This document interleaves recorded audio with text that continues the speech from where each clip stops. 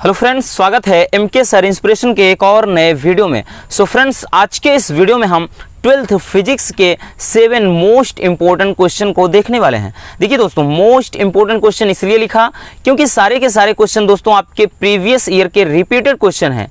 क्योंकि जब आपका बोर्ड एग्जाम का जब पेपर बनता है तो जो पेपर आपका सेट करते हैं वो भी जानते हैं कि इन क्वेश्चन की वैल्यू क्या होती है। वो घर से क्वेश्चन नहीं लाएंगे, वो भी देखते हैं कि ये रिपीटेड क्वेश्चन है, इनकी अहमियत बहुत ज़्यादा है, इसलिए वो क्वेश्चन उसी को ज़्यादा से ज़्यादा पूछने का प्रयास करते हैं। तो प्लीज़ इस वीडियो को एंड तक देख लेना। और हाँ, आप लोगों से एक फिर से शिकायत है कि आप लोग वीडियो देखते हैं लाइक नहीं करते हैं, तो प्लीज़ वीडियो को लाइक कर देना दोस्तों, और नए हैं तो चैनल को सब्सक्राइब जरूर कर लीजिए। तो चलिए हम वीडियो स्टार्ट करते हैं और पहला क्वेश्चन देख लेते हैं। देखिए पहला क्वेश्चन है फ्रेंड्स, पहला क्वेश्चन है कि वैद्युत द्विध्रुव, ध्यान समझिएगा, कि वैद्युत द्विध्रुव आघूर्ण की परिभाषा, मात्रक व विमा लिखिए। मोस्ट इंपॉर्टेंट क्वेश्चन है दोस्तों। आपको कैसे लिखना है सिंपल तरीके से आप पहले समझ लीजिए, क्योंकि रट्टा मारने से कुछ नहीं होगा, स्क्रीनशॉट करने से कुछ नहीं होगा। टाइम देंगे, स्क्रीनशॉट कर लीजिएगा, लेकिन पहले इसको समझ लीजिए, ठीक है ना। कह रहा है कि वैद्युत द्विध्रुव आघूर्ण की परिभाषा, मात्रक व विमा लिखिए। तो परिभाषा सबसे पहले देख लेते हैं कि दो विपरीत आवेशों में एक आवेश का परिमाण तथा उनके बीच की अल्पतम दूरी के गुणनफल को वैद्युत द्विध्रुव आघूर्ण कहते हैं, और इसे P से दर्शाया जाता है। समझिए दोस्तों, जैसे हम मान लेते हैं कि यहाँ पर कोई आवेश है, प्लस Q आवेश है, और यहाँ पर एक आवेश है माइनस Q आवेश, और इनके बीच मान लेते हैं कि बिंदु यहाँ से O हो, तो इनके बीच की दूरी दोस्तों L मान लेते हैं, और यहाँ से यहाँ तक L, तो टोटल हम कह सकते हैं 2L होगा।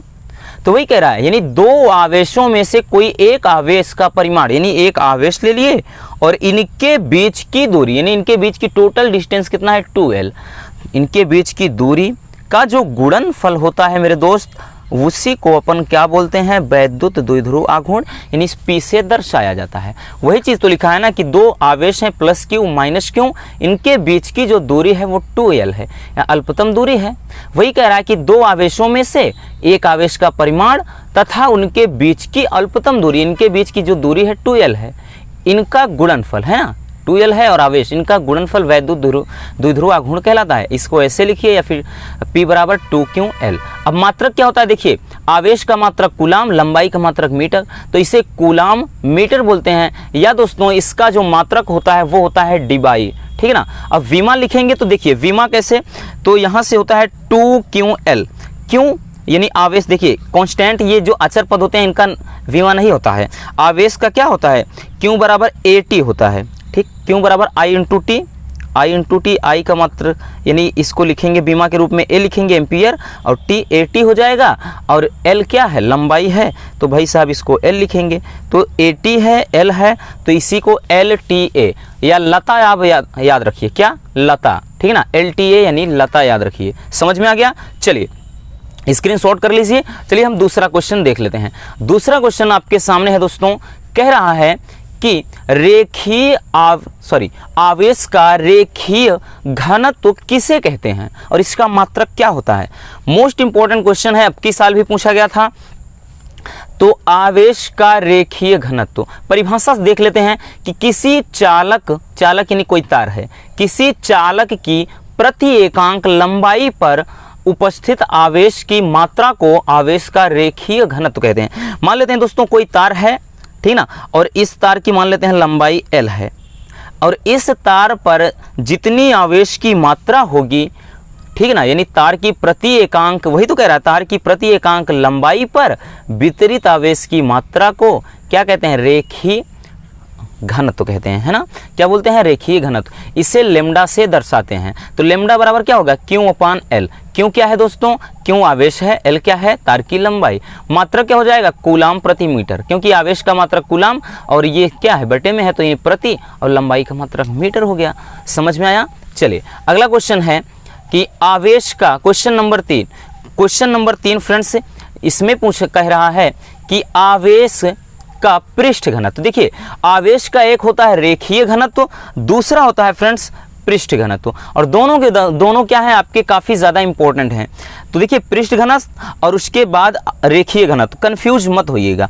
पृष्ठ में क्या होगा, एक पूरा सरफेस होगा, एक सतह होगा।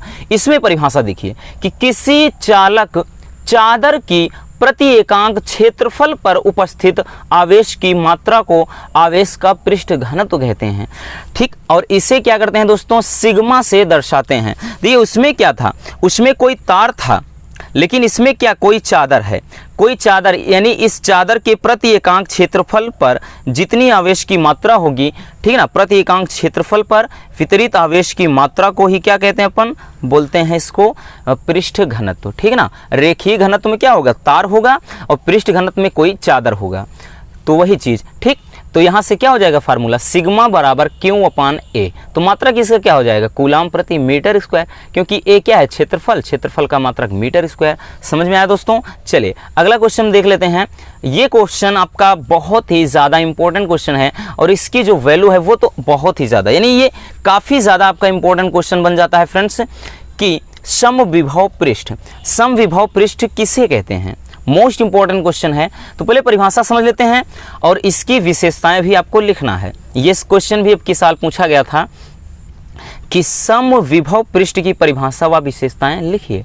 तो समविभव पृष्ठ क्या है, किसी वैद्युत क्षेत्र में स्थित वह पृष्ठ जिसके प्रत्येक बिंदु पर विभव समान हो, उसे समविभव पृष्ठ कहेंगे। दोस्तों देखिए, जैसे हम मान लेते हैं क्या है, कोई पृष्ठ है ना, क्या है, जैसे वैद्युत क्षेत्र में कोई पृष्ठ है, और इसके प्रत्येक बिंदु पर मान लेते हैं यहाँ पे वी ए है, और उसके बाद यहाँ पे बिंदु बी है, ये ए है, बी है और सी है, तो सबके विभव क्या हैं, समान हो।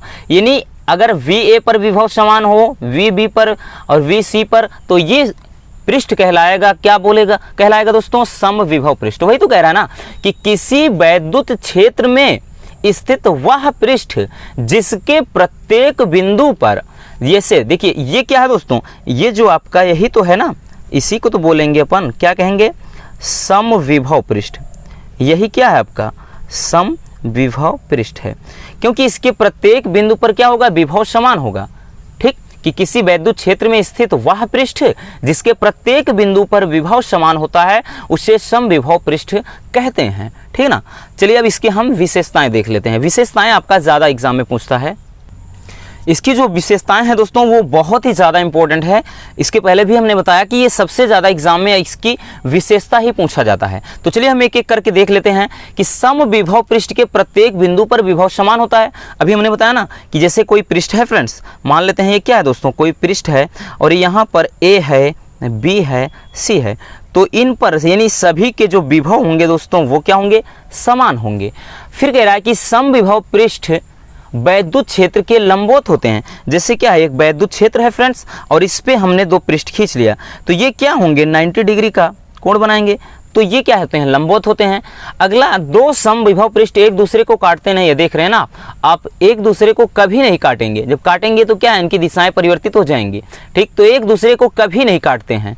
नेक्स्ट है दोस्तों कि किसी परीक्षण आवेश को समविभव पृष्ठ के एक बिंदु से दूसरे बिंदु तक ले जाने में किया गया कार्य जो होता है शून्य होता है।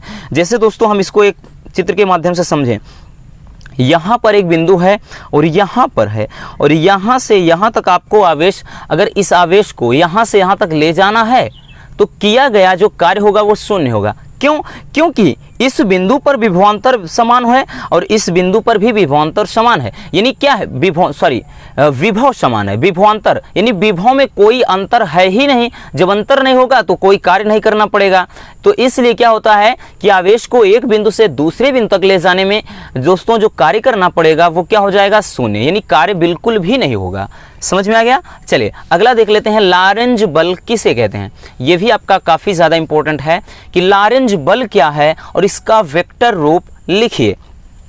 परिभाषा देख लेते हैं कि जब कोई गतिमान आवेश किसी चुंबकीय क्षेत्र में गति करता है तो उस पर एक बल लगता है जिसे लारेंज बल कहते हैं। जैसे दोस्तों क्या है कि एक मान लेते हैं कि चुंबकीय क्षेत्र है और इस चुंबकीय क्षेत्र में ठीक कोई क्या है, मान लेते हैं कि इसमें कोई कण है, इसमें गति कर रहा है। तो इस जब कण इसमें गति करेगा और फ्रेंड्स क्या है कि उस पर बल लगता है, यानी क्या होता है कि उस कण पर बल का अनुभव किया जाएगा। यानी जो बल लगेगा दोस्तों उसी बल को हम क्या कहते हैं, लारेंज बल। लॉरेंज नामक वैज्ञानिक ने इसे सबसे पहले एक्सपेरिमेंट किया था, इसीलिए इस बल को लॉरेंज बल कहते हैं। यानी यहाँ पर फार्मूला क्या होता है, F बराबर q v b sine theta. Q क्या है, आवेश है, वी क्या है, कण का वेग है, बी चुंबकीय क्षेत्र है, ठीक, और थीटा क्या है कि कोण है।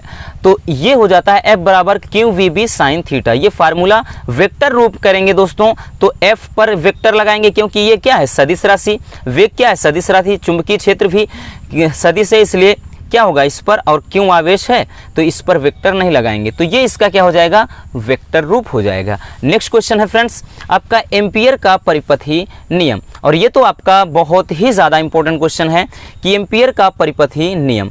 पहले हम देख लेते हैं कि एम्पियर का परिपथी नियम कहता क्या है। कि एम्पियर का जो परिपथी नियम है, इस नियम के अनुसार किसी बंद परिपथ की सीमा के अनुदिश चुंबकीय क्षेत्र का रेखीय समाकलन बंद परिपथ द्वारा परिबद्ध यानी उसमें लगे कुल धारा का म्यू नॉट गुना होता है। फ्रेंड्स क्या कह रहा है, देखिए इसको हम फार्मूले के ही मदद से समझेंगे कि कोई क्या है, बंद परिपथ है और बंद परिपथ के सीमा के अनुदिश लगे चुंबकीय क्षेत्र यानी बी, चुंबकीय क्षेत्र का रेखीय समाकलन। देखिए समाकलन का जब चिन्ह लगता है इसको समाकलन बोलते हैं, और यहाँ पर डीएल यानी लंबाई के अनुदिश है। ये जो रेखीय समाकलन है वो क्या होता है दोस्तों, धारा यानी आई का म्यू नॉट गुना होता है। यही तो नियम बोलता है ना कि जो चुंबकीय क्षेत्र का जो रेखीय समाकलन है वो धारा का म्यू नॉट गुना होता है। ठीक, समझ में आ गया। चलिए नेक्स्ट क्वेश्चन देखते हैं, क्वेश्चन नंबर 7 आज का लास्ट क्वेश्चन है, काफ़ी ज़्यादा इंपॉर्टेंट क्वेश्चन है, ये भी अब की साल पूछा गया था कि वैद्युत चुंबकीय तरंग क्या है, इनके गुण लिखिए। तो वैद्युत चुंबकीय तरंग क्या है, बहुत ही सिंपल वर्डों में लिखा है दोस्तों, आपको बहुत ही आसानी होगी, याद करने में कोई कठिनाई नहीं होगी। तो देख लेते हैं, ऐसी तरंगे जिनके संचरण के लिए, संचरण बोले तो चलने के लिए, ऐसी तरंगे जिनके संचरण के लिए माध्यम की आवश्यकता नहीं होती है उन्हें विद्युत चुंबकीय तरंगे कहते हैं। और इसमें वैद्युत क्षेत्र अर्थात E तथा चुंबकीय क्षेत्र यानी B एक दूसरे के लंबवत कंपन करते हैं। यानी जो वैद्युत चुंबकीय तरंगे होते हैं उसमें क्या वैद्युत क्षेत्र भी इन्वॉल्व होता है, चुंबकीय क्षेत्र भी इन्वॉल्व होता है। ठीक, अब देखिए इनके गुण को हम देख लेते हैं, इनके भी ज़्यादा गुण इंपॉर्टेंट है फ्रेंड्स कि ये तरंगे प्रकाश के वेग से चलते हैं, हमें पता है क्योंकि प्रकाश के चलने के लिए भी कोई माध्यम की जरूरत नहीं होती है। ठीक, ये निर्वात में भी चल सकता है। तो ये क्या होगा, ये तरंगे प्रकाश के वेग से चलती हैं।